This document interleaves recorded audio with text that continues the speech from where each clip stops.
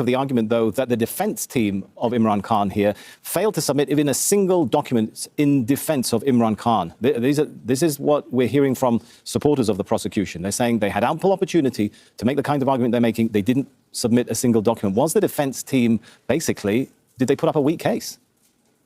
How does this person who's having a discussion on this know about it? Because remember, it's a jail trial.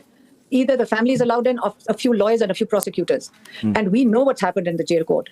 The fact is that it's a one necklace. Keep in mind, it is a necklace which is only, the dispute is on evaluation. Right. Do you sentence somebody? I don't care what it is. I mean, damning evidence. What's the damning evidence? That, we have proof that it was undervalued. Like, by how much? It's a small necklace. Right. It's a gift from one of the heads of states. Now, there are concerns which have been expressed by human rights groups. Amnesty International had spoken about several fair trial violations.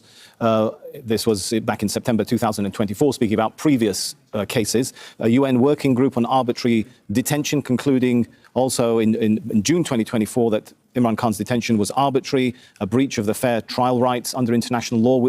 With all of that going against Imran Khan, according to these reputable organizations, do you still have hope that he will ever get out of jail?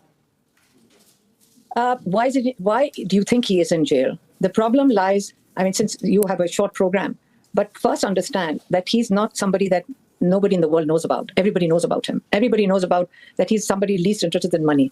But the problem is that the people sitting in the government and who have actual genuine billions of dollar corruption charges on them. And they stole Imran Khan's, actually, they stole the people's mandate on the 8th of February. The whole world knows it. There's a Commonwealth report which has confirmed it. If you do not believe, the people themselves were angry that their vote was stolen. So if it's a democracy, then it's a sham. On the 8th of February, they won the election. On the 9th of February, at least their whole mandate was stolen. They had finished, they had completely annihilated